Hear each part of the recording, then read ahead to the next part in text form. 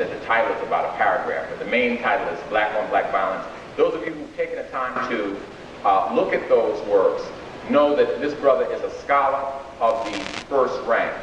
And usually we only talk to scholars of the second rank. Scholars of the second rank are very smart people who go to school and they're able to put everything that they learn in the class into their head like it's a garbage can, and they're able to spit it back out, write papers, and do research. But the thing that distinguishes Professor Wilson from these scholars of the second rank is that this brother is able to take information, take it into his brain, rework it, and come with original concepts that are of service and of use to the liberation of his people. In the book, The Developmental Psychology of the Black Child, Amos is one of the first African scholars to speak of the concept of genetic memory, to speak of the idea that our history is contained in our genes. He's also one of the first writers to point out the fact that the African child, the black child, is superior at birth, and that the task for us is not to do what the second-rate scholars say, which is to overcome our cultural deprivation, overcome a deficit, but the task is to secure the advantage that we have. In other words, your child is born superior. This is documented by research, and it can be shown with various measurements how the black child is born superior. And your task as a parent is to help your child to maintain that advantage. Amos is one of the first scholars to challenge many of the traditional views that are held with respect to why there is black on black violence. And I don't want to bite his lecture today. I don't want to get into the things that he's going to cover. But I want you to think of his lecture while he's talking. You take notes and to try to apply some of the solutions that he has come to with respect to us collectively ending black on black violence. Okay, I didn't see you, Amos. That's why I didn't know where you were. I was kind of stalling. Okay, he's over to my right. Okay. Brothers and sisters, can you bring your hands together and let's give a good greeting to our speaker, Professor Amos Wilson.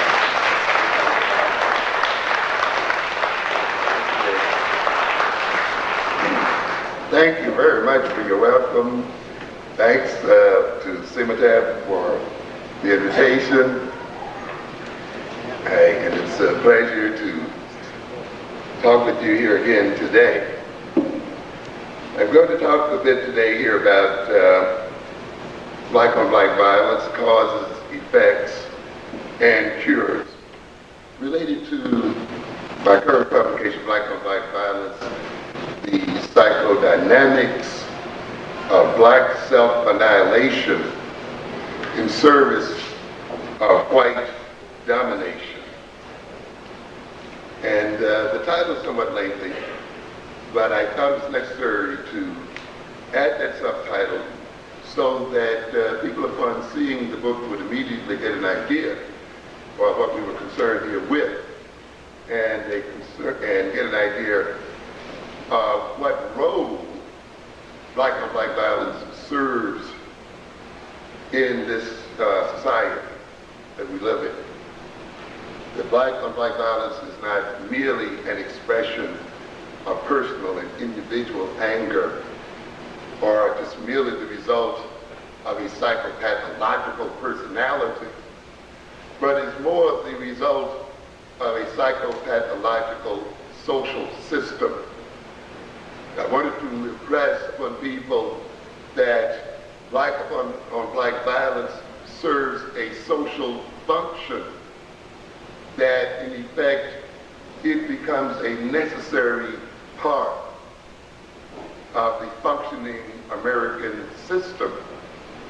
In a sense, it operates to maintain this system. In fact, if I had a book here, I'd read a quotation I took from Isaiah, I think it's 53, something like that, where he talks about the scapegoat here. Of course, people read that to imply that he's talking about Jesus, which is no problem because in a sense, Jesus is a supreme scapegoat as well, you see. He talks about the fact that this man who appeared to be afflicted of God, smitten of God, the man from whom we hid our face, whom we spurned, but upon whom we depended to maintain our own holiness. And it is our sins that he, takes upon himself.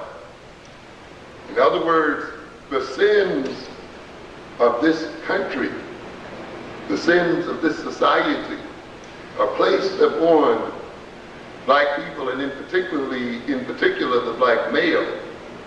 And that black male is then used as a scapegoat and a vehicle for the sins of the society itself, and consequently helps to maintain particularly the white American society. And I want us to keep that in mind, or otherwise we'll fall into a trap of blaming the victim and ignoring the source of the problems. This is a complicated subject, at least it would take some time, so obviously I cannot go into great detail about it. So today I'm essentially going to offer an outline of what I see as some of the causes, effects, and cures for black-on-black violence. Hopefully then you will keep this outline in mind and meditate on the outline and fill in the details, which I will not have time to talk about today. The thing that I try to emphasize again and again is that when you talk about black issues regarding African people, that you talk about them in terms of the context in which they occur. Many of us who are well-intentioned often get involved in discussing issues confronting our communities, in exploring solutions to the problems that we discuss, and find often that our solutions do not work as well as we would expect them to. This is often the result of the fact that the discussion takes place outside of the context of the reality in which we live as people. We'll discuss black male and female relations as if it's purely a matter of the personalities of black males and black females. As if these personalities themselves are not personality representations of a social system. As if the fights or whatever struggles they may carry out are not at some level representative of a social structure. And therefore it requires that we are to understand the dynamics of black male-female relations. We must understand how the social system in which these conflicts takes place contributes to those conflicts. The same thing occurs when we deal with the issue of the education of African children. We'll often then get caught up in technique, reading technique or things of this nature as solutions to the educational problems of our children. When we fail to ignore, when we don't look at the social context, we will see then, despite the fact of all of the techniques we may project, we still have educational problems. The same thing then must be looked at when we talk about black-on-black violence, or so-called criminality. It becomes dangerous not to look at the context of that so-called criminality of violence. We must recognize that crime of violence and violent expression, these are social products. People don't rob for the same thing in different cultures. They're not motivated to achieve the same thing in different cultures. In other words, the very objectives of a criminal activity, the very objectives of violent activity is socially determined. So what people rob for, what they decide to steal, the kind of black market activities they enter into and so forth, is determined by the cultural context in which they live, which indicates then that at bottom, the source and motivations of crime and criminality and violence and so forth is socially rooted.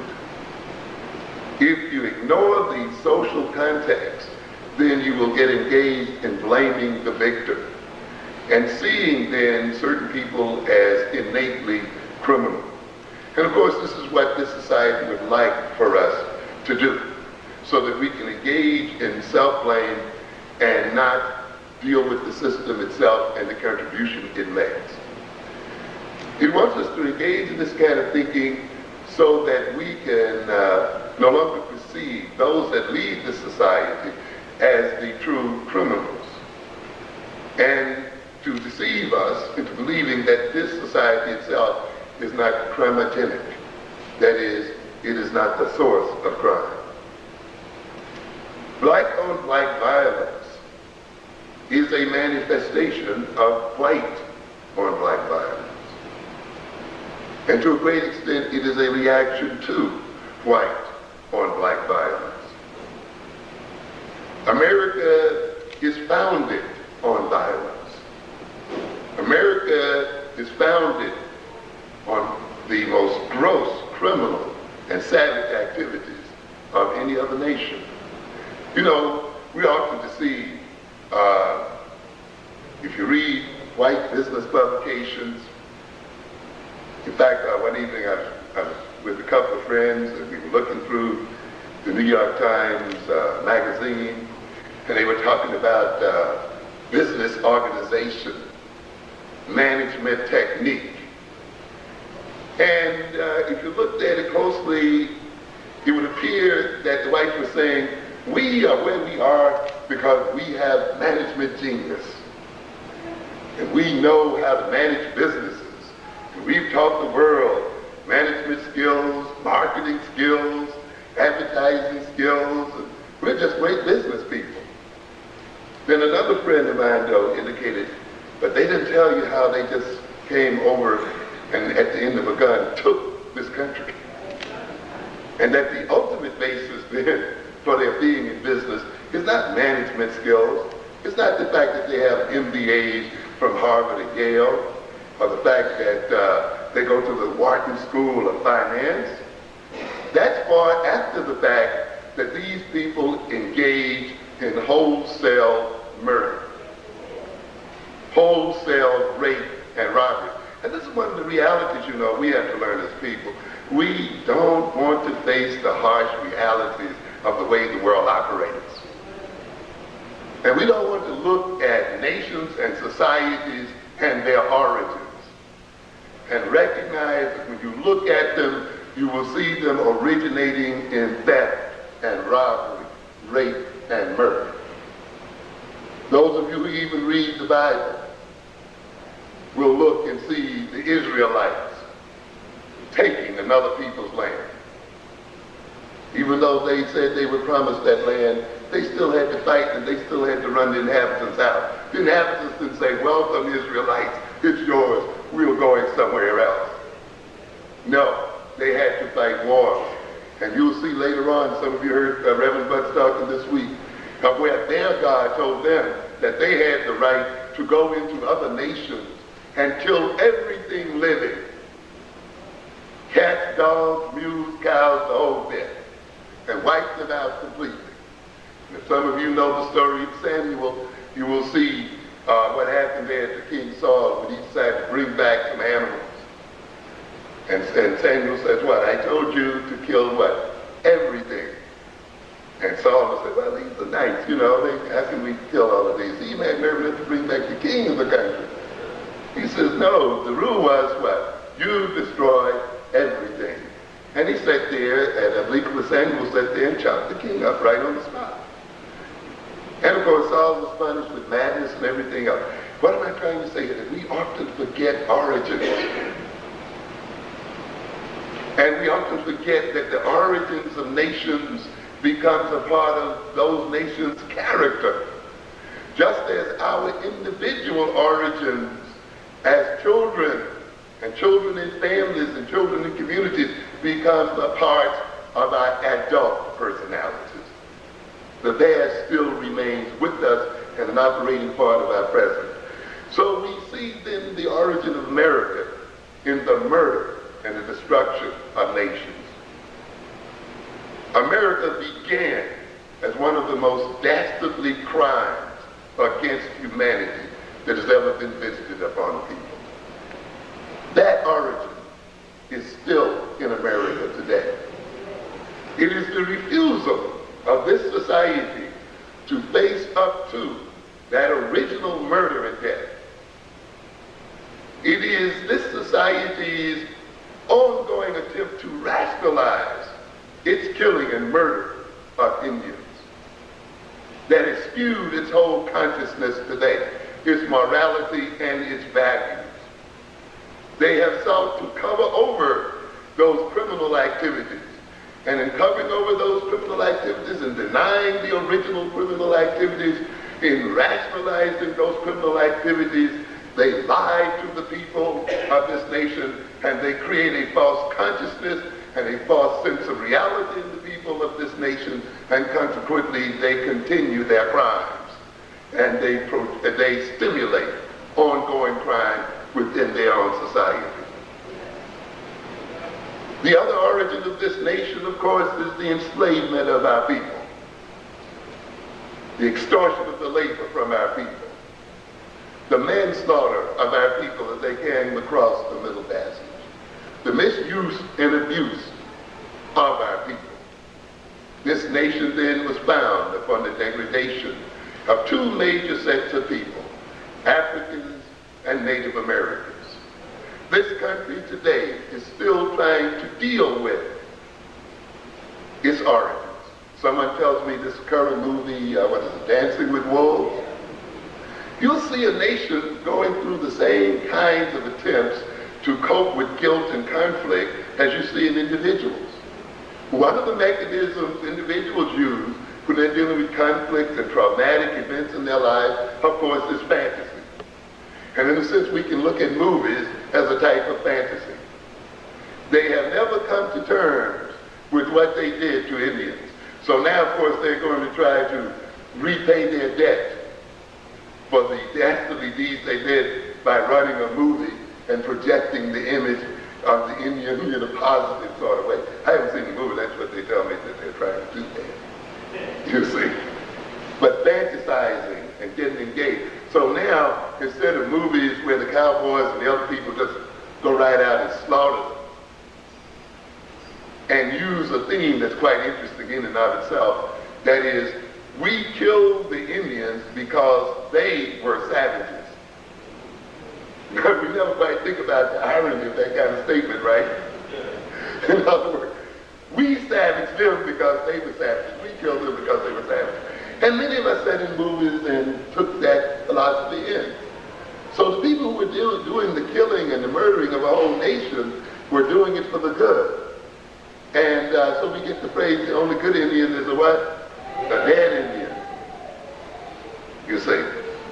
And now we see the nation wrestling with these fantasies, renaming the Indians and doing movies and so forth. But it won't wash. It won't wash. We see again then the fantasies that it plays with in terms of African Americans. Now what am I saying then? That as you say in your churches, as we say in psychotherapy, it becomes very important in order for the person to escape their sinful existence, to escape the psychopathology that may be dogging them. It becomes important for them to literally fess up, to come clean and confess their sins, and to atone for what they have done, and to admit the wretchedness of their existence. However, as long as the sinner, as long as the neurotic continues to deny, continues to distort, continues to rationalize, they, in a sense, then continue to cause abuse and trouble. And they continue to do harm and violence to people with which they're in contact. So in a sense then, since white America has not yet admitted its sinful nature, admitted its criminal nature, since it tries to rationalize its basic criminality, it must then continue to project criminality on other people. It must, in a sense, tried to make African people responsible for their own enslavement, just as it tries to make the Indian responsible for their own decimation. In other words, then, you have a racist psychological character assassination that is ongoing. The continuing assassination of African people, which you're talking about here today in terms of the Post and other newspapers, the continuing assassination of African people on radio, TV, magazines, and every medium is an attempt for whites to continue to justify the original crime of enslaving and abusing black people. And consequently then, as long as they can assassinate the characters of our people, as long as they can project that we are innately criminal, that we are innately inferior, they can feel justified in terms of what they have done to us and what they are doing to us and what they will do to us as a people. In order to deny their own criminality, they must then project that criminality on to other people. And you will see then a standard feature of white American society is that of projecting criminality on non-white people. Black people, Indians, Iraqis, it doesn't matter. As a matter of fact, a part of the New World Order is to demonize the third world and use that world as a means for attacking it and exploiting it and maintaining empirical control over it. And it will do that by demonizing and criminalizing non-white people. We've seen it in Panama, we've seen it in Grenada, and as I mentioned, we've seen it in Iraq. And now you can bet your bottom dollar that these people are in search of other enemies at this point. Because you see, ladies and gentlemen, the military-industrial complex is a complex that needs a chronic enemy, because that complex has become so vital to American economic stability. And so consequently, the nation literally has to stay in a permanent war mode if it's not to undergo drastic reorganization of its social and political system. Consequently, then, it is literally forced to demonize other people and to criminalize other people as a basis for maintaining its own economic social system. And this is what we're talking about then when we talk about a scapegoat psychology. Some people were baffled when Bush, in the matter of a month or two, could turn Hussein from a friend into a devil. But when you understand what we call real politics, there's nothing baffling about it at all. Because the one constant that goes on in foreign policy is that of self-interest. And that's the only thing you're concerned with. If it maintains your self-interest, at one moment to say a person is your best friend, then you say that they're your best friend. If it maintains your self-interest to the very next moment to say that they're your bitterest enemy, then you say that they're your bitterest enemy, you see. And this is the kind of game. In fact, the phrase is that nations do not have permanent friends, they only have permanent interests. And consequently, when nations try to maintain their so-called internal coherence, they will make or break outsiders as a means of doing so. The black community then within this nation is used as that kind of regulating mechanism. It regulates the wholeness of the white community by performing the role of the scapegoat. This nation continues to practice direct white upon black violence.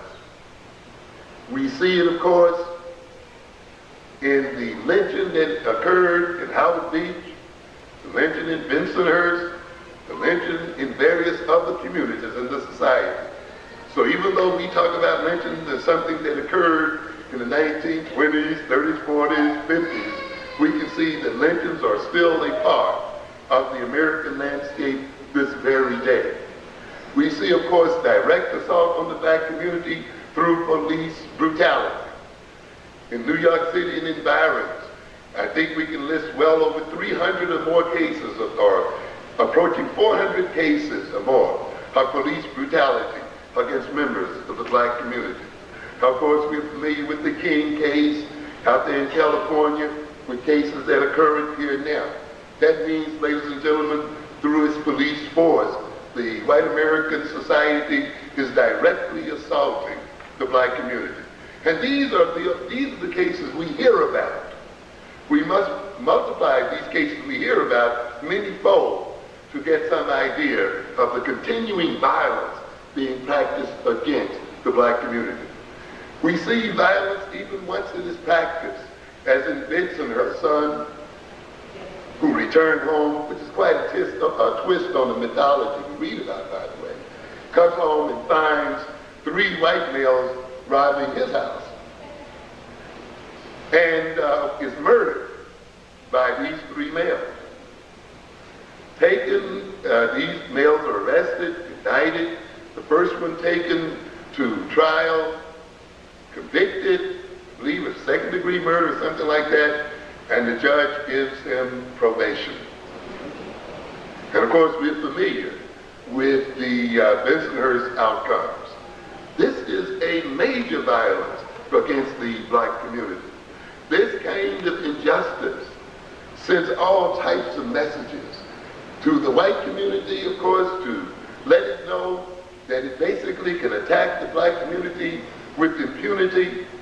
It sends a message to the black community that we are extremely vulnerable, that our abuse will not be repatriated or will not be paid for, that we will suffer further injustice to being attacked as a people.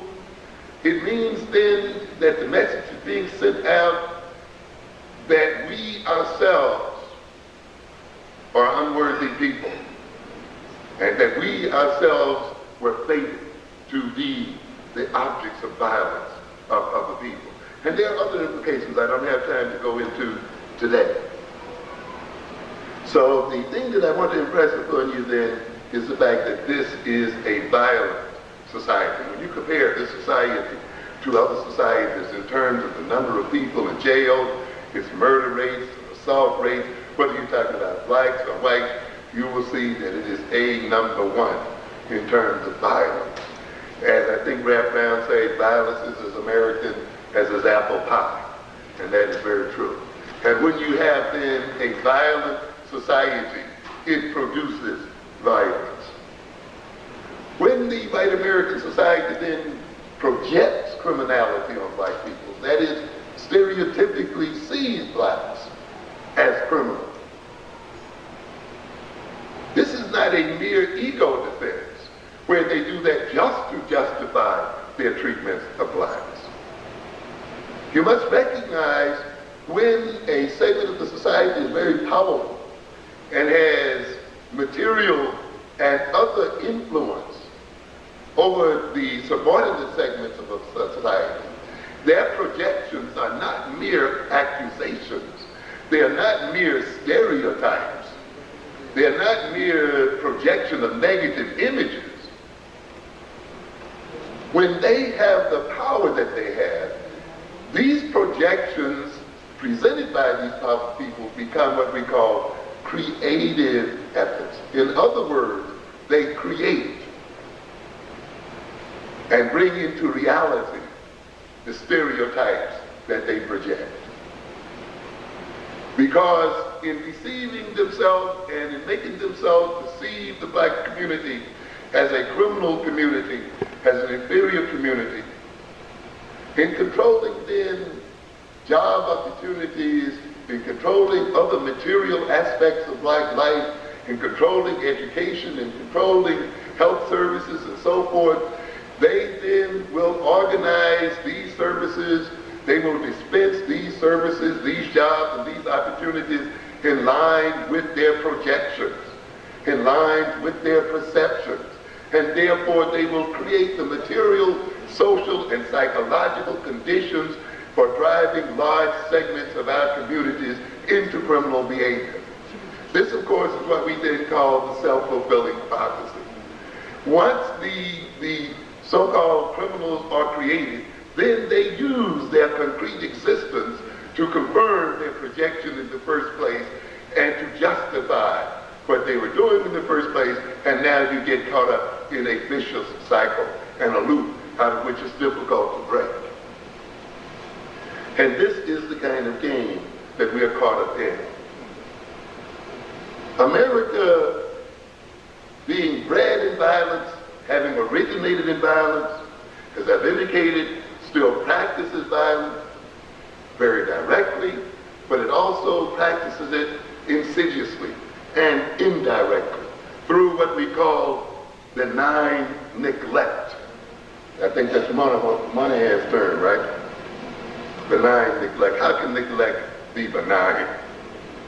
Particularly on the level that he was talking about. You know, I just see people who are willing to pay taxes, who will go into a panic on April 15th and are in terror of the IRS, you know, rushing down to the post office at midnight, making sure they get their taxes in. People who will have unemployment, insurance, or whatever, compensation paid out of their checks, Social Security paid out of their checks before they can even get their hands on them, who will pay sales taxes and all other kind of taxes and pay lotto and all this kind of thing, and yet accept the idea that the government should not be concerned with their welfare. Whose government is it? Whose money is it? And yet who feel ashamed when they may be unemployed to go to their own government and ask for aid and feel that they have the right to receive aid. The wealth and treasury of the government is a commonwealth. What kind of society is it that lays its wealth into a common treasury and then makes its citizens feel ashamed to benefit from that treasury? What kind of people are we that we buy that kind of philosophy? What kind of people are we that will have a nation that leaves some 30 to 40 million people uninsured in terms of their health, so that they can be devastated or not even be able to visit a clinic or a doctor, and yet saps them for money at every turn? This neglect then is not benign. Mothers who cannot go to child health clinics, or mothers who go through a whole of the pregnancy often without visiting the doctor at all, or mothers then who produce low birth weight children, low weight for date children, children who suffer various sorts of problems, children whose intellectual and social potentials are distorted and impaired, and whose learning capacities are impaired, and therefore become a social burden to the nation and, more importantly, to a people themselves. And yet we see this kind of thing going on. Let's look a minute at health neglect as stated by LaSalle Lafave in the State of Black America, 1990. In spite of a century of overall improvement in the health of Americans, statistics show a persistent negative disparity between the health status of blacks and other minorities and that of the population as a whole. The alarming decline in black life expectancy, what are we talking about here? Black life expectancy is getting shorter at birth. Over the last several years, emphasizes the fact that life expectancy at birth for the nation's black populations stands now at a level achieved by whites over 30 years ago. What are we saying here? That our life expectancy is at the point where whites were 30 years ago. So what kind of progress are we talking about? And it's going backwards, not forward. This is the result of so-called benign neglect. What are we saying then, ladies and gentlemen? That people are being killed and murdered and abused in terms of neglect. You see, original violence, which was direct against the Indians and direct against the Africans, we would have some people say, well, you know, that was back then, you know, it has nothing to do with it now. It's not true. What happens in the evolution of persons who've experienced traumatic events early in their lives is they go through what we call a repetition compulsion. They continue to create violence, but it's a violence often that's covered over by other things. But when you look deeply into their personality and their behavior, you will see that violence is still a part of their life. It may be hidden, but it's still there. Now, what has happened in this modern American society is that it continues to visit death upon its original victims, but it has sort of distanced itself from that death. Sort of like those pilots who flew over Iraq and dropped bombs on the population and destroyed the populations of those people over there, and yet could get away with it because they weren't there to see it directly, and therefore are made to think of themselves as less violent than other people. Yet there is no nation. This is the most violent, murderous nation upon this earth today, and yet it dares project itself as a moral paragon among nations. It is a nation that talks about how it does not want third world nations and to have atomic weapons and other weapons because they're irresponsible.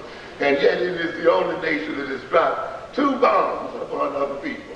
And it has used the most advanced weapons against other people. But of greater importance is the murder that occurs somewhat silently, or that is hidden behind political and ideological rationales, but that is occurring just the same.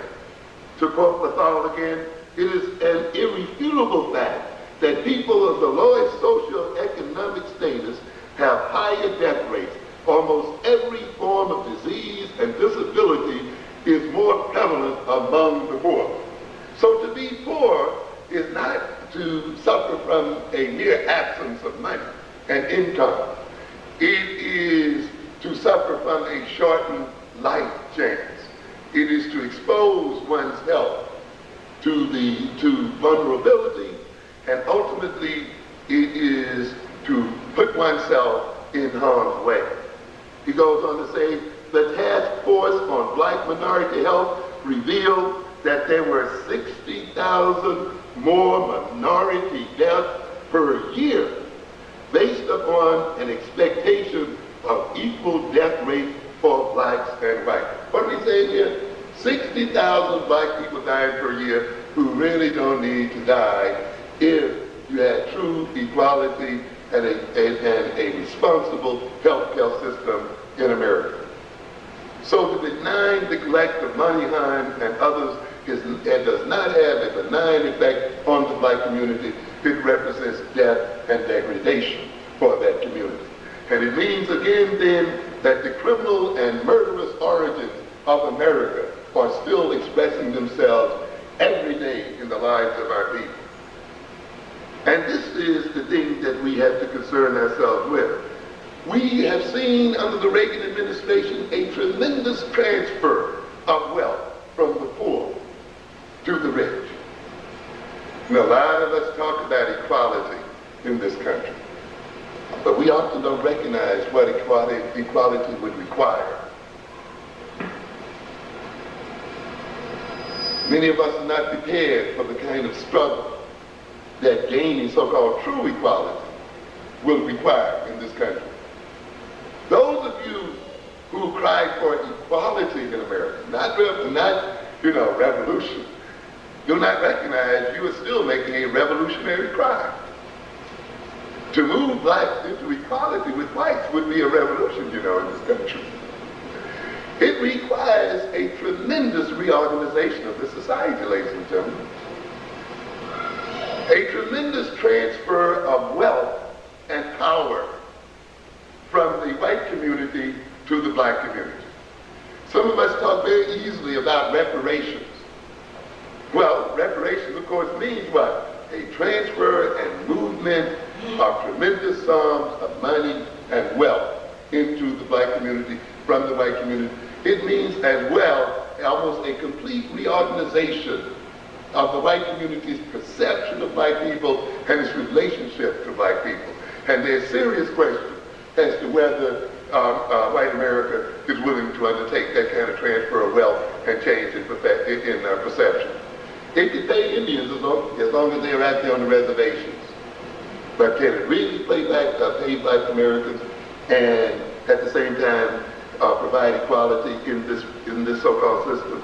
I doubt it very seriously. In fact, if we look at the Reagan years, we'll see a situation where the top 1% of the society had an income increase of 85% before taxes. And at the same time, got something like a 23% reduction in its tax rates. And we see the lower 20% in the society losing income at a rate of 12% and its tax rate going up from 3 to 5%. What does that mean then? A tremendous transfer of wealth from the poorest segments of the society to the richest segments of the society. I think there's a portion in my book where I make the comment that really, when you look at so-called criminals in terms of class, I said something like, the poor rob houses and the rich rob nations. And this is what we have here. The rich rob the nation. They don't have to mug in the street. That doesn't mean that they're less criminal. Just means that they have another means by which to rob. Why knock somebody in the head when you can work for an S&L and just rob the whole people and make them pay the bill? And we call them white-collar crimes, as if they're not robbing you just the same. Marion Wright Edelman talks about this neglect in the State of Black America in 1989. Despite significant progress in reducing U.S. infant mortality rate, the rate for blacks remains twice as high as that for whites.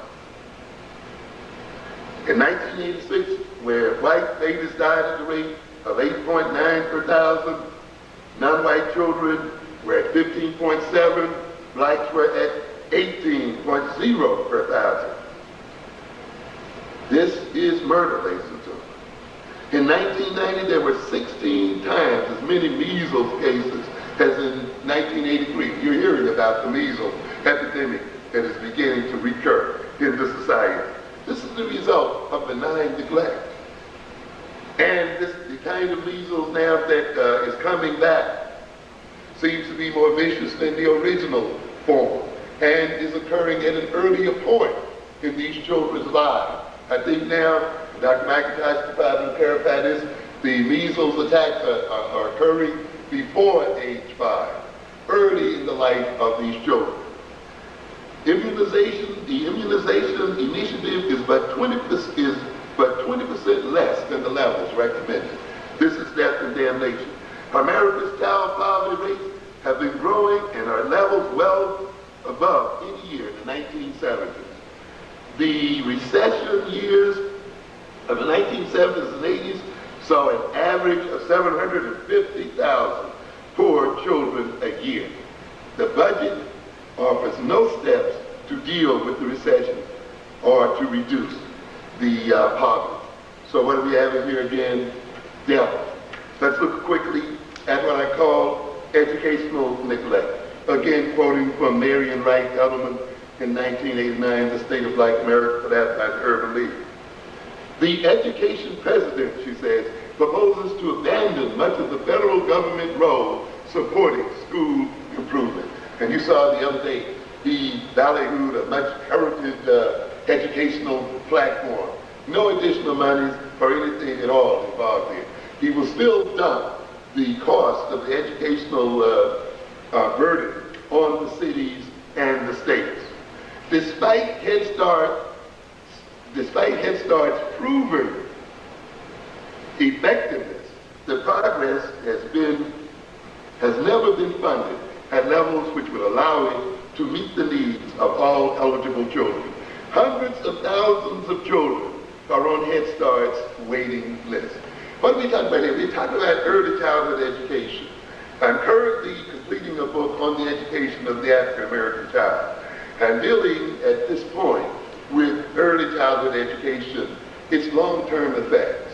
When we look over the effectiveness of early childhood programs, we note that these programs not only improve the academic capacities of these children, and not only increases their IQ, their intelligence, and their social relations capacities and so forth.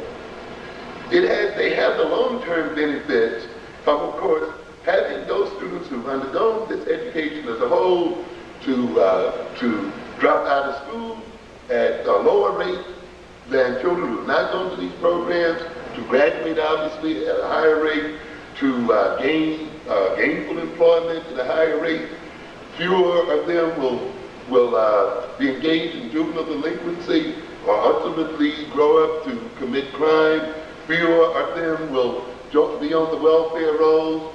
Fewer of them will really be involved in any kind of criminal activity and so forth. In other words, we find that investment in early childhood programs pays off both academically and socially, and pays off in terms of pro-social behavior on the parts of those people who attend those programs. Yet this government has chosen not to fund or to drastically underfund those early childhood programs. Over 86% of American children from all income groups are educated in the public school system, yet the public schools are failing to educate. Poor teens are 4 times as likely to have poor basic skills as are teens with family incomes above poverty. Yet we have a nation that does not make a national policy of seeing to it that none of its families fall below the poverty line. A negative income tax or other kinds of policies could be used so that we could ensure that no family in the society falls below the poverty level. Yet, believing in laissez-faire capitalism and Reaganite conservatism, we permitted then the leaders of this nation to project a careless attitude toward the population and therefore abuse our people and create criminality in our people in the name of so-called the market economy. Among teens living in poverty, more than 6 out of 10 black teens fall in the lowest quintile of the skills group, that is the lowest 20%.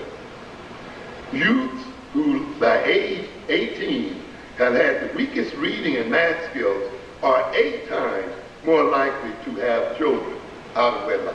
So what we talk about here, these children we undereducate, these children we miseducate, these children whose early education is not invested in are also those people who will grow up to have the most children themselves. As a matter of fact, they are the group that's essentially keeping the race alive.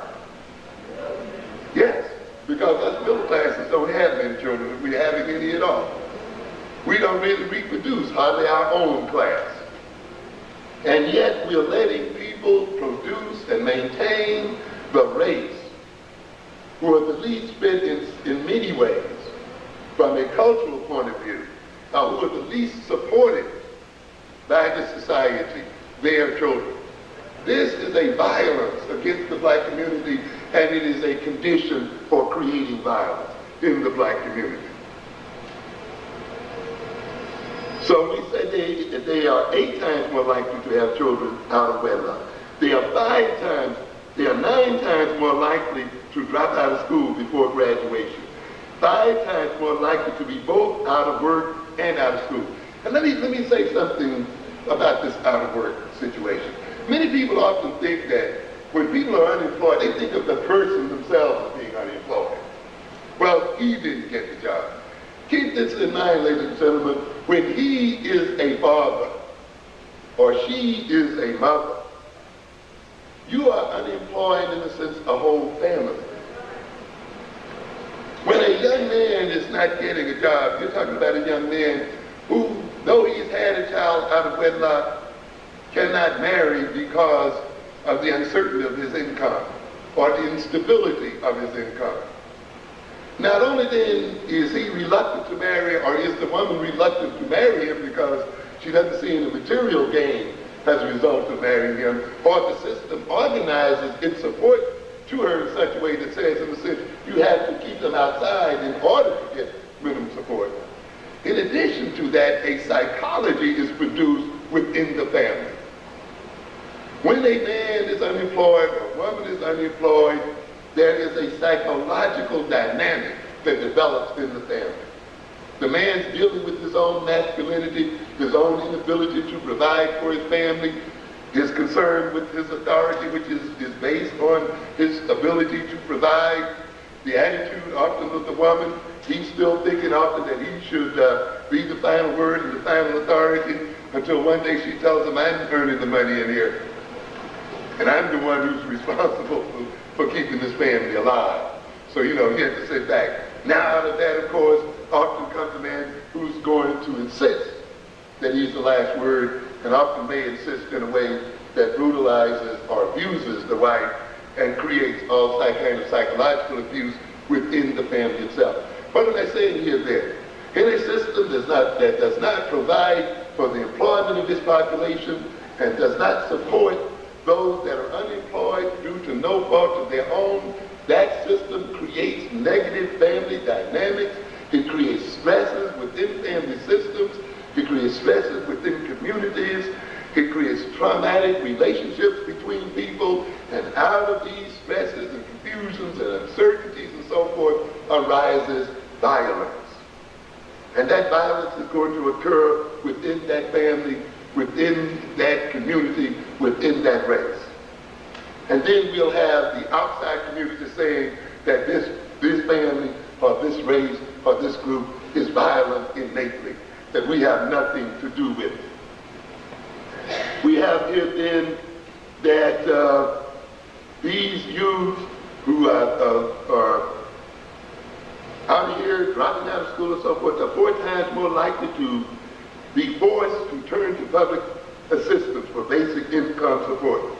Young women with 4 basic skills, whether black, white, or Hispanic, are more than 3 times as likely to be parents as those with average or better skills. 18 and 19-year-old men with 4 basic skills are 3 times as likely to be fathers as those with average basic skills.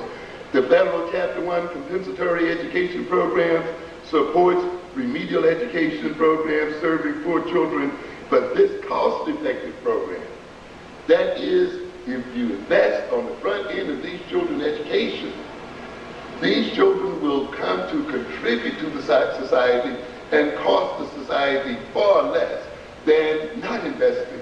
But we have a system here, and we have a state here that is paying now almost $50 million a month for prisons, and yet will cut the budgets in schools, as we see in New York City, will cut budgets in city universities and its universities and schools, particularly now that they are black, and then pay out millions and millions of dollars in order to incarcerate black males. It's a backwards type of system. By investing, and they're willing to pay from from $30,000 to $50,000 a year per inmate to put a black man in jail, and they have millions of them in jail. As a matter of fact, so many that they could make up a city as large as Detroit. They're willing to make that kind of investment, but will not invest $4,000 a year for a child and reap the benefits thereof, which lets you know, ladies and gentlemen, that there is a deep factor of racism involved in the way the government dispenses its income. Time is going rapidly here. Let's see then. So they fund these programs to only about half, for only half of the low-income students in need of its assistance. Between 1979 and 1985, federal funding for Chapter 1 dropped roughly 29%. Chapter 2 served only 54, Chapter 1 served only 54 students. for every 100 poor school-age children in 1985, down from 75 students in 1980. So 1980, yes, we're getting a regression. So let me sum up this segment here. What I have said so far then is that America originated in violence, and that violence still expresses itself in both direct and indirect ways. It expresses itself in the form of so-called benign neglect. It expresses itself in terms of the cutting of programs, the transfer of wealth, the underfunding of education. It expresses itself by the kinds of psychological dynamics it creates within the black families and in the black community. It expresses itself in terms of the general values of this country. We don't have time, of course, to talk about the nature of this so-called market society, which projects personal gain, selfish gains, above the common good. Reagan, of course, projected this kind of philosophy perfectly, and the 80s was the generation, was the decade of the me generation.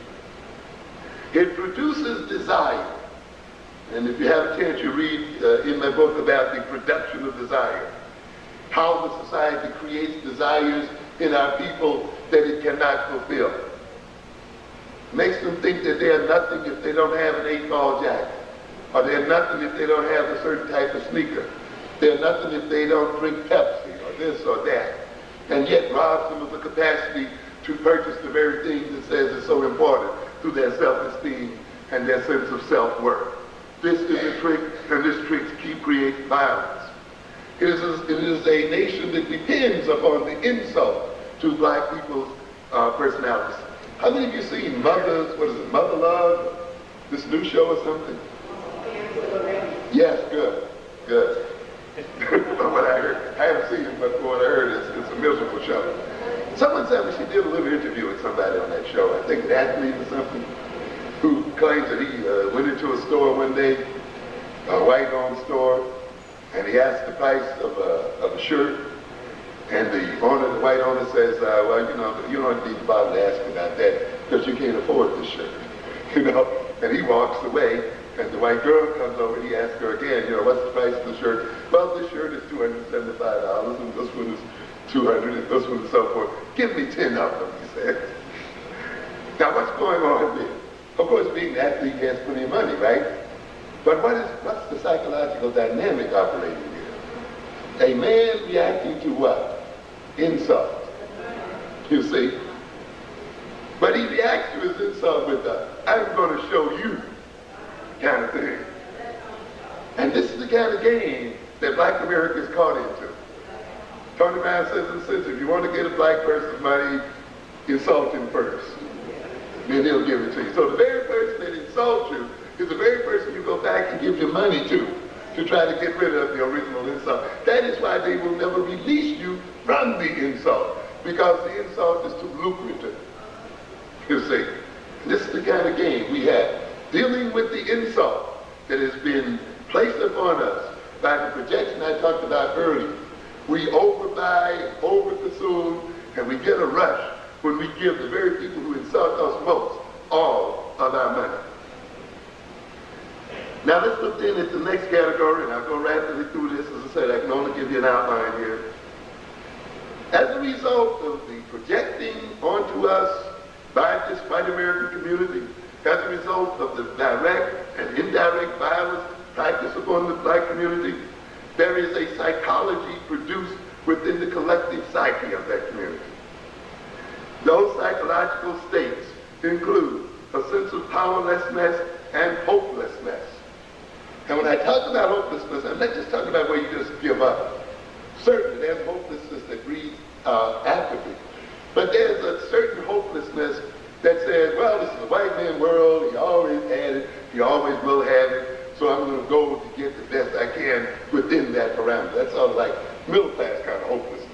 So you don't lay back and give up, you work real hard, but you don't work to overthrow or take power from the people who rule over you. You just work and see how you can manipulate their power and use their power to gain yourself some status. That is a form of hopelessness too, as well. In this psychology is also that of the internalization of racist attitudes and self-negation. We often talk about then how we look at our own selves through the eyes of the white community and judge ourselves through the eyes of the white community. When we do so, then it means that we have internalized white racism and the white racist attitudes toward ourselves. It leaves us then with a sense of frustration, a sense of insatiable and unrealistic desires. We can never get what we ultimately want. We'll never ultimately fulfill. Even those of us who made it high into the social hierarchy of this system still feel that there is something missing. We feel a frustration that leads to anger and apathy and gets us engaged in fantasy. We are dealing here then with a displacement of aggression, which is one of the major roots of criminality and abuse, where we act out, not against those who abuse us, but against victims like ourselves. And if we are not acting out against our fellow victims, we act in against ourselves, in the form of poor health habits, in the form of drug addictions and other kinds of addictions, which are slow forms of suicide or in direct suicidal acts themselves. We're left in with the general state of what we might call self-destructive behavior, which can occur on many different levels and in many different forms. There's a psychology of what we call the imitation of the aggressor. We hear people say, well, I don't want my children to be any different from their children. I want us to have, the same thing. Do you really realize what you're saying? You really want your children to be just like little white children? You really want your children to be like the children of enslavers, children who are still benefiting from the death and damnation and the enslavement and the degradation of our people? These are the children and these are the people whom you want your children to be just like? You mean you want your children to share equally in a system that is built upon, what I said earlier, the death and murder and degradation of other people, that is still living upon the interest rates that involve the murder of our people? Then you're saying you want your children to become engaged in criminality the world over. So we have to change. The issue then is not one of not getting an equal chance in the system. The issue is that the system itself needs to be destroyed and reorganized.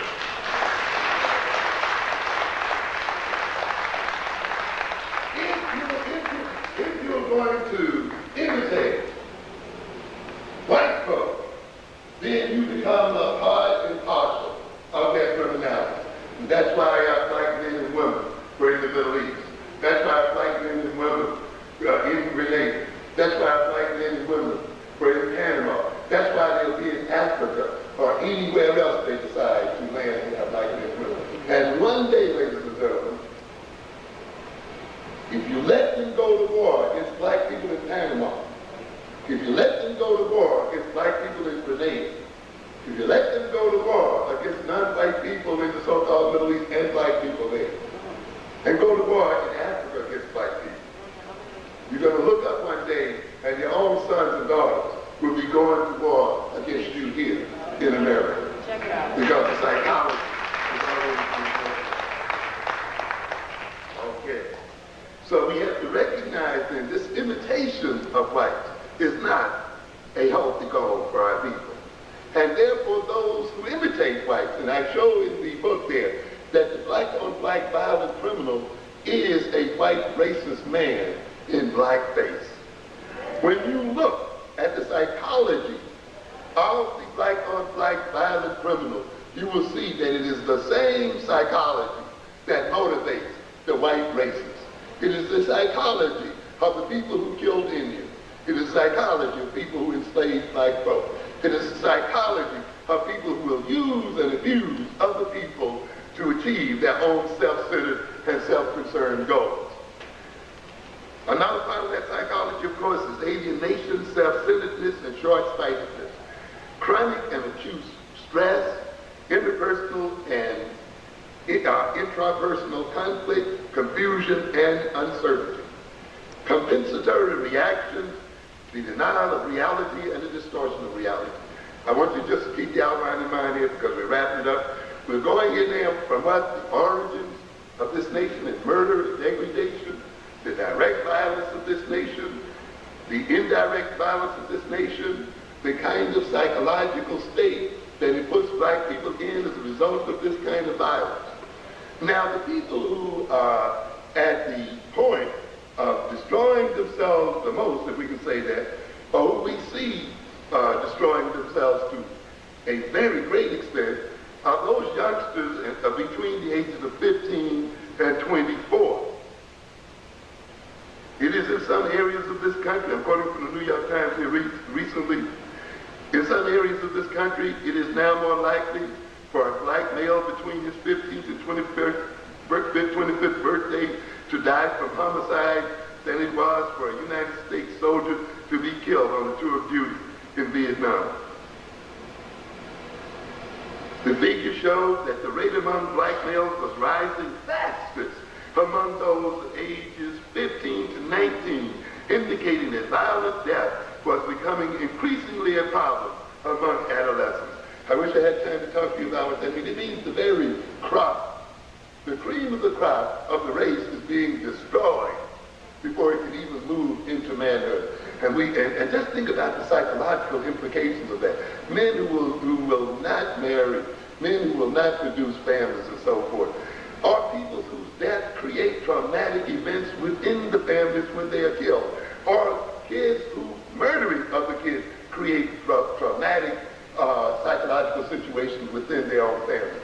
Think of the amount of social stress and trauma that occurs both to the families of those that are killed and to the families that contain the killers.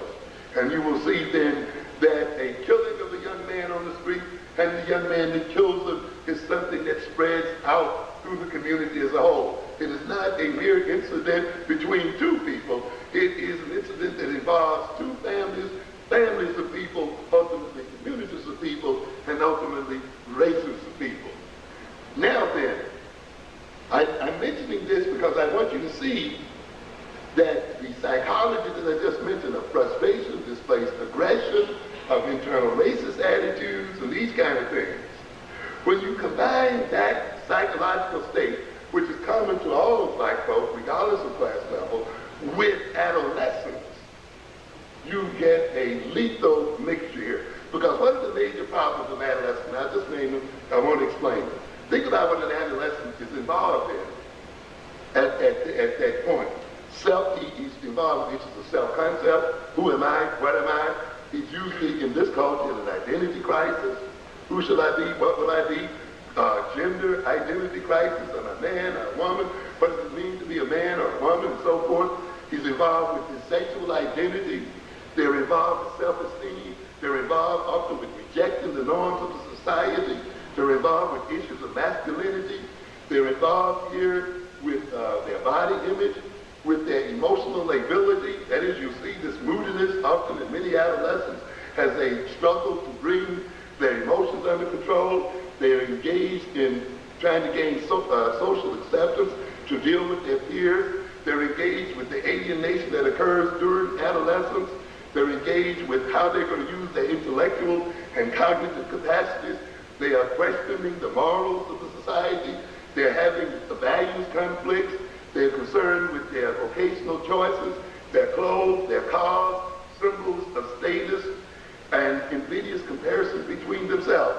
So what are we saying here? We got the regular adolescent concerns, which are in and of themselves stressful enough and confusing enough, now conjoining with the standard psychological state that occurs as a result of white-on-black violence. And you can begin to see why it's going to move these kids toward the behaviors that we've just described. Now then, it is not enough, though, just to see the psychology of us in general and see the psychology of adolescents in general. You must throw one more thing into the pot to bring these ingredients together and produce what we call a synergistic reaction.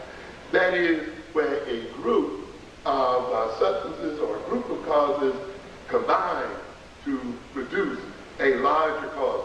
Whereas these causes by themselves may not create as much of a problem, when they join with other causes, they bring about a major problem. That is, we have to now look at the context in which black-on-black violence occurs. We find many of us comparing ourselves as adults. When I was young, we weren't this way, we weren't that way. These youngsters today are this way and that way. Every generation of youngsters is different from the prior generation. You have to keep that in mind. Because every generation of youngsters is living in a completely different social and cultural context than the prior generation.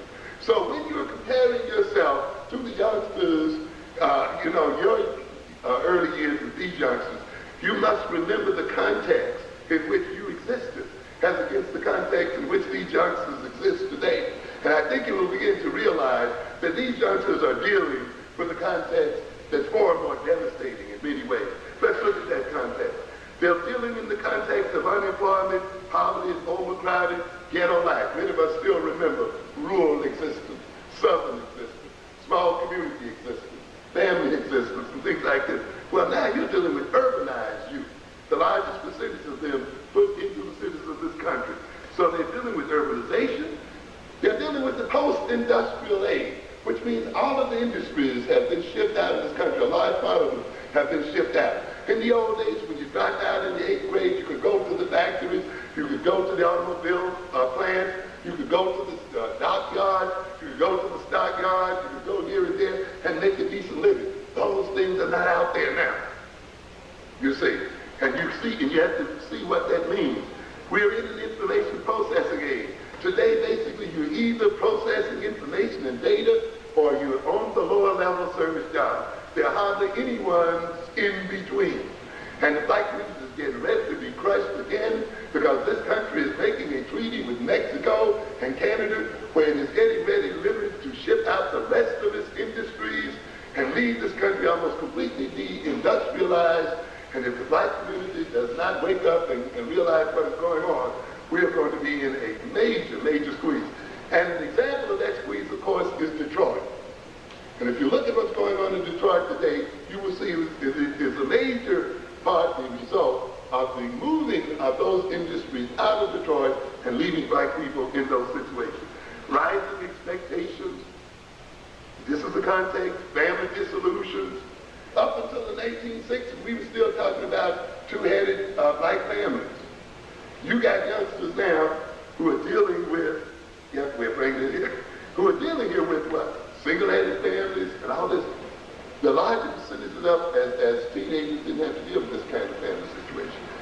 Look at the other context again. Television and mass marketing, where the television directly focuses on adolescence. Conservative politics, mood today. Demographic changes. Social, political disorganization. We're still talking about context here. The absence of dysfunctional social institutions. On top of that, the availability of weapons. Look at your years and see how available the weapons were compared to their availability today. The availability of drugs. Oh yeah, you had problems drinking beer and liquor. Well, look at the problems today with the kinds of drugs they have today. And the lack of an economic niche. We as a black community has permitted every other community to gain some kind of economic niche. And we ourselves have not gained one. We'll see Pakistanis or whoever at the newsstand, and the Koreans in the fruit stores, and the Arabs in the smoke shops, and the Italians in the pizza shops, whatever. Each group got something, got a niche in the economic system. But this black community is one of consumers. And consequently, because it has no outstanding niche in the economic system here, it has nowhere to place its children.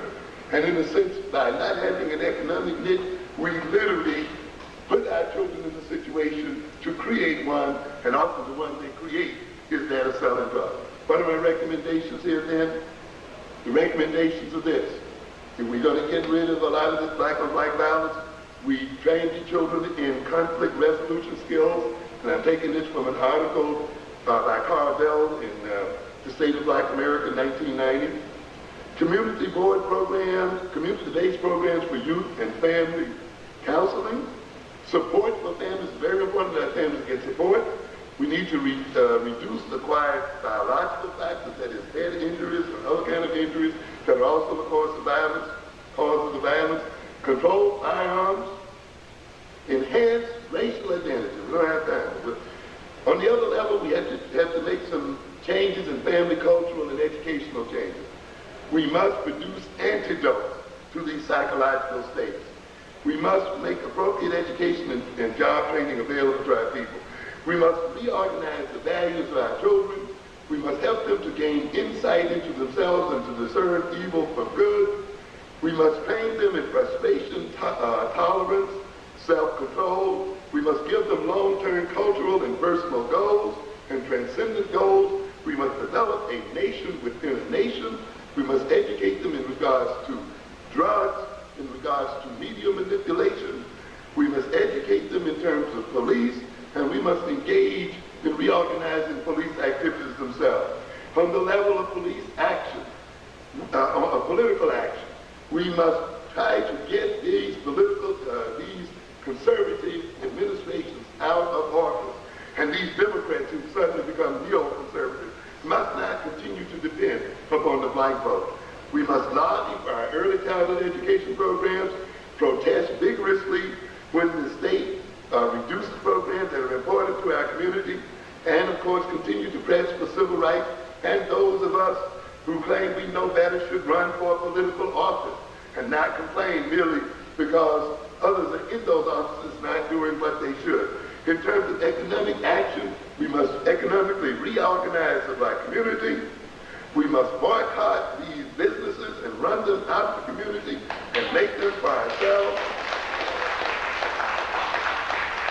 I must say this, we don't have to justify the removal of Koreans out of these communities based on any knocking down of women and mistreating of children. As I told you before, we don't owe the Koreans anything. Our black men gave their lives to Koreans. Our tax money went to Korea to build this economy and so forth. We don't owe them a damn thing. And we don't have to feel guilty for saying at this point, during deindustrialization, when there are no more industry jobs and dockyard jobs and other jobs, that we can no longer afford to give our money to other people. At this point, we must use that money for our children. This community is not using its money to perpetrate a violence against its children. So we have to keep this in mind. We have to change this up. We must control our community internally. We must build a national economic system. I saw some people over there in Africa with a big international conference on economics. And that's good, Reverend Sullivan and all the rest of you. That's wonderful. But please, black leaders, demonstrate your capacity to organize blacks in America. So a typical black kind of game, they're going to solve the problems of the world and not deal with the ones at home. We must do that. We got to create appropriate economic institutions and appropriate economic coalitions with our people at home and abroad. And we must protest the U.S. initiatives which may hurt the community. There are other things here, but I wanted to give you that outline, hoping that if you look at it closely, you'll see in it a program for reforming the situation that we're in today as African men, women, and children. Thank you very much for your attention.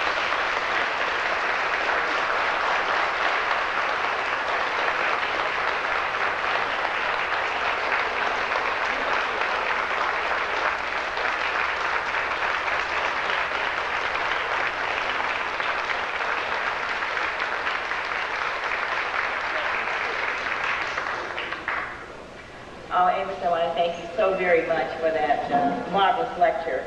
I just want to move along very quickly because I know you want to ask him a few questions. I want to encourage all of you that like what we're doing to support us by joining Samotet, by becoming a member. You see Sister Almeda Coleman on my right. Also, we've got to be out of here by 4 o'clock, so we're going to do as much as we can so that we can be out by 4 o'clock. These are the orders of theater, and we must comply. I'm going to bring Brother McIntosh back to the microphone, and while he's coming, this is a copy of Professor Amos Wilson's book. They're sold out, but I urge you to get a copy from Liberation Bookstore. Where else can they get it? And all of the black bookstores. All of the black bookstores will have it. Street vendors. Yes. Street vendors. So this is a copy of it, Black on Black Violence. I urge you to get a copy of it. Dr. McIntosh.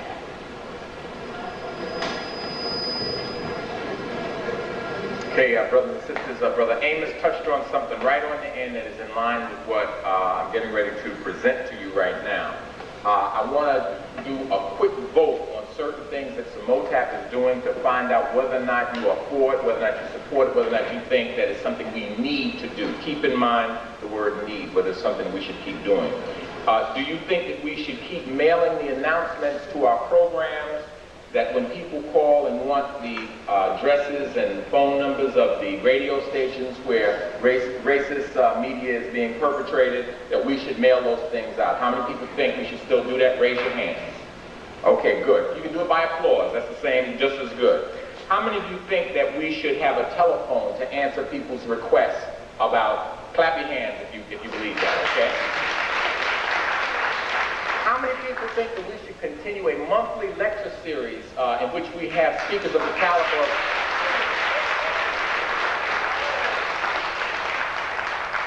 How many people think that we should have a big sign out front like we have in front of every month? How many people think that we should put out a newsletter quarterly and keep that going out front? How many people think that we should invest our money to purchase products like the beautiful handbags, the beautiful t-shirts, sweatshirts, so on and so forth? Okay. How many people feel that the executive committee ought to invest a little money every now and then to rent a space to meet in between the meetings so that we can put black spectrum here that is not available? And Brother Carl Clay, isn't able to make it available to us sometimes. How many people think that we should donate to the church that allows us to use the space that we use? Last question. How many people think that we should give an honorarium or some money to the speakers of the caliber of Amos Wilson who come and speak to us? Okay. Then if you believe that we need to do that, instead of me going through the jokes that I usually go through about, you don't have to pay money to go across the bridge, just stay home and I'll write your doctor's note and all that. Let's be serious adults about this particular thing. There are people who said to me that it's embarrassing for Samotap to beg for money. And you're right. But we have been called, and Amos alluded to it, of people who buy what they want and beg for what they need. You have all applauded and told me that you believe we need those things that I just said. And because we need those things, I've got to ask you for some money right now. I'm asking you for some money, and I'm not at all embarrassed. If anybody's embarrassed me, please save your embarrassment for yourself. You're walking around with jeans with Calvin Klein's name on your butt and embarrassed about me. Be embarrassed about yourself if you're embarrassed about Samotap having to ask for money. We have to ask for money because we have these things to do, so that we don't have to go to the city or the state or the federal government or go begging anybody to let us stay in there. We're going to have a roof over our heads. Now, because we've been pushing the building fund, we haven't asked for the money for our operating expenses.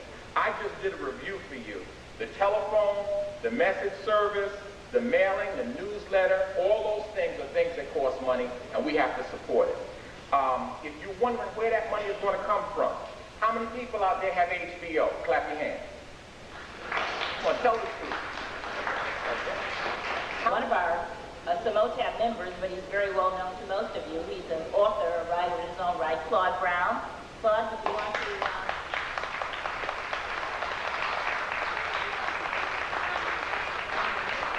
Of course, he's written far more books than Manchild from the Promised Land, but I think we all remember him for that very marvelous book.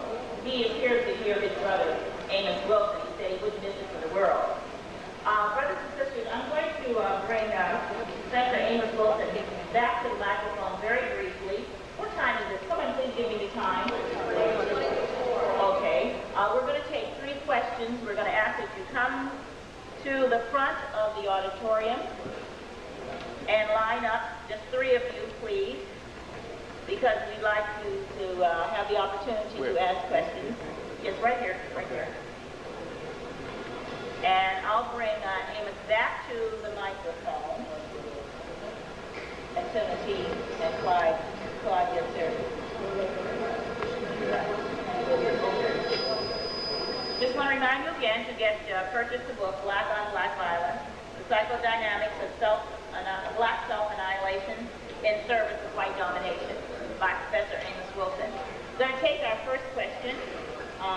Would you just state your name and your question? My name is Donald Greenwell, and I'd like to ask a quick two-part question. One is, with wise men like you, thank God, appearing on TV more and more to clarify the truth about what's really going on in the world, are you getting much opportunity to, first of all, be on TV? Is anybody working with you to get you on TV more, to clarify a lot of the falsehoods? And number two, as a result of the wonderful experience of getting this wisdom that the majority of our people don't get, I think it's very important that we all think in terms of leaving here and planning committees and having specific strategies to take advantage of this wonderful knowledge. And I'd like to know your general responses to how we can move toward implementing this information, which people like you are, providing.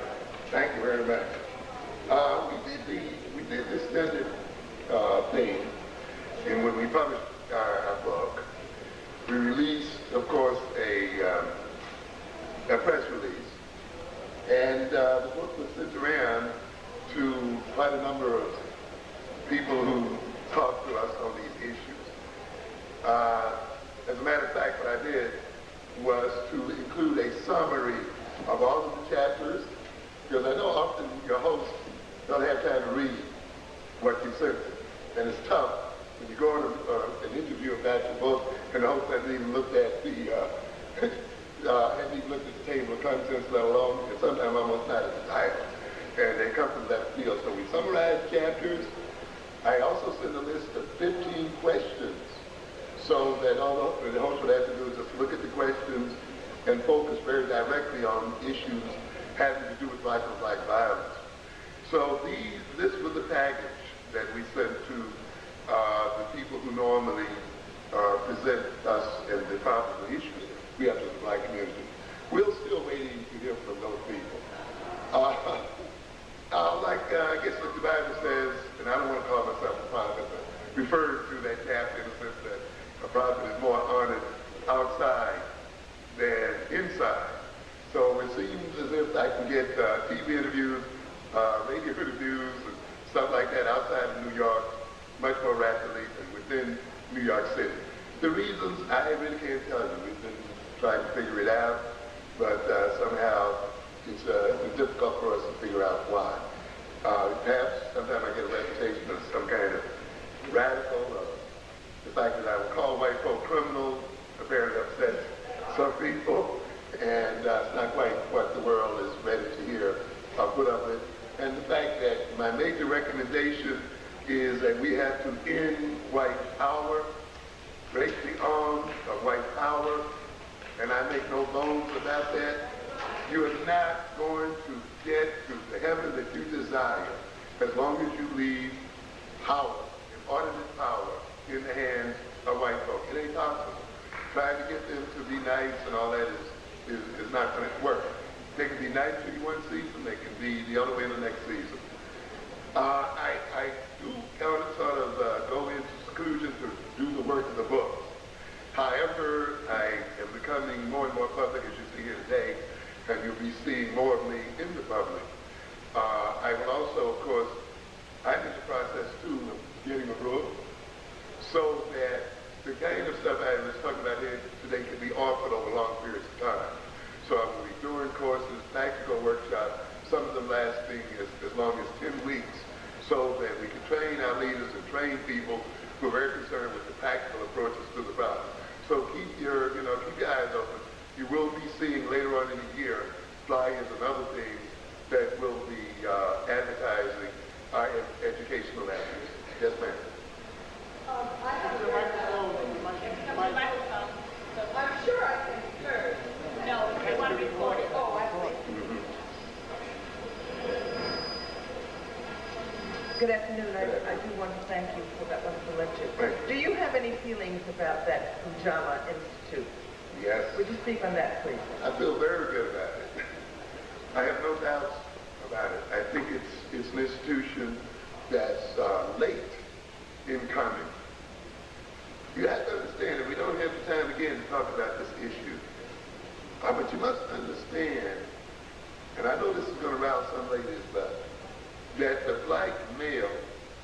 is at the most intense front of the attack of white racism.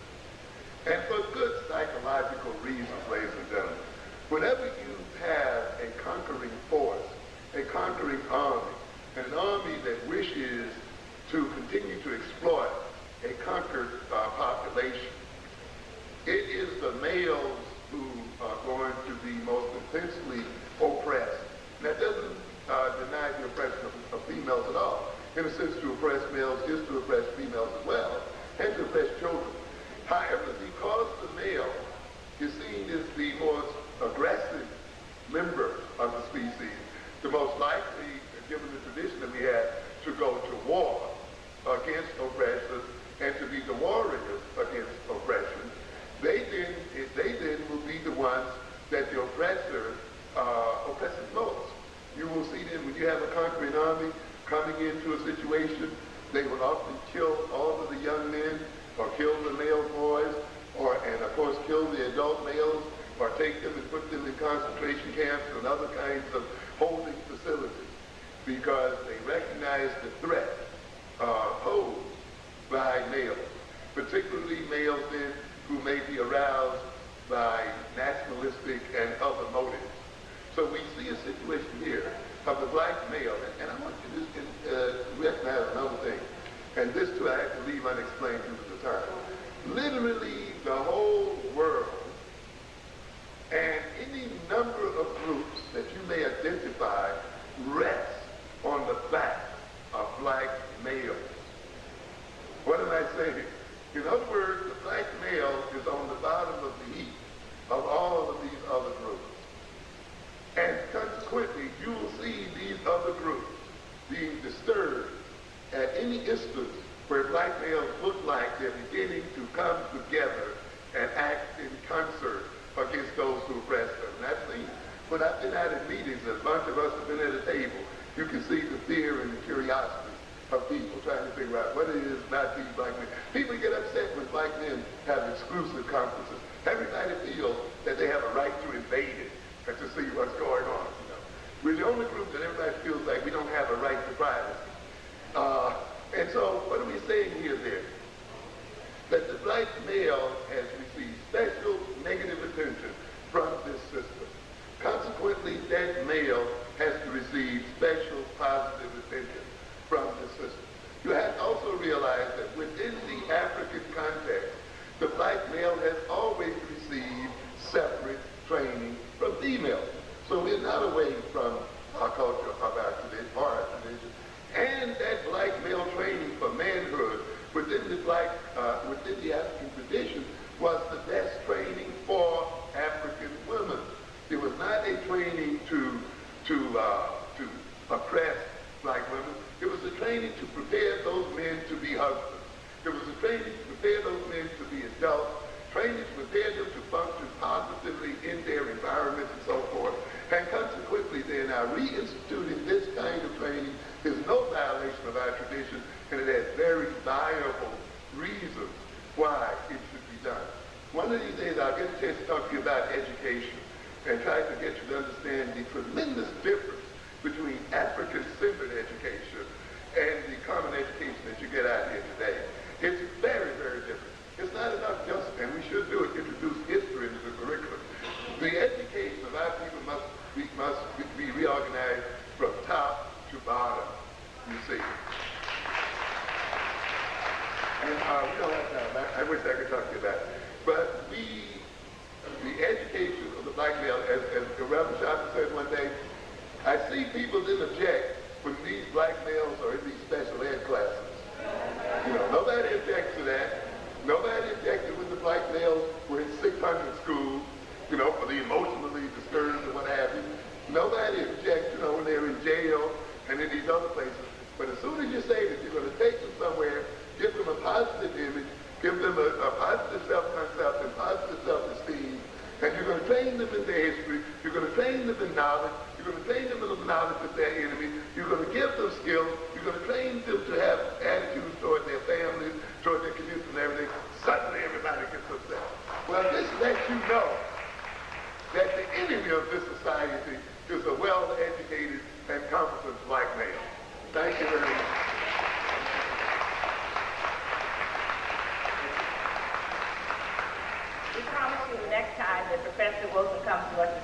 be under our own roof and we can stay as long as we like. I'd like to thank this wonderful audience for $927. You were very, very... We're going to bring our forum to a close, but I'd like to say that any member that's sitting in the audience that is one of the original 100 who gave, the first 100 to give to the building fund, we have your certificates. They're all signed. So as you leave the auditorium, would you please go and pick your certificate up and also check to see if your accounts are in order. We thank you so very much for coming out this evening. We thank Black Spectrum, and we thank Ms. Najima for her assistance, and Carl Clay and everyone.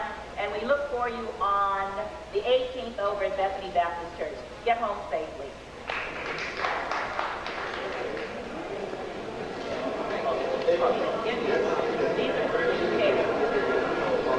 Your subscription forms are here.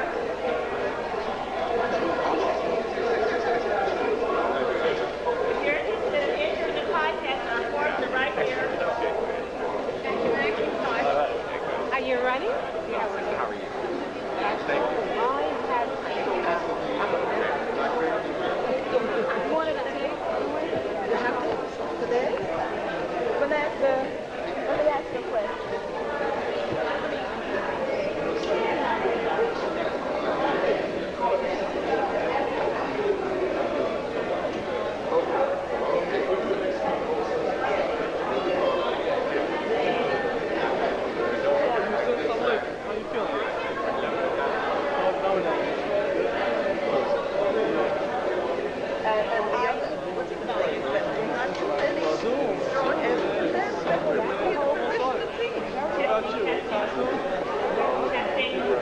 I would like to make an announcement that I should have made before. The St. Albans Chamber of Commerce will hold a Memorial Day Unity Parade on Memorial Day. And if you'd like to participate in this parade, please contact the St. Albans Chamber of Commerce, where Purcell Bailey is the person that you need to speak to.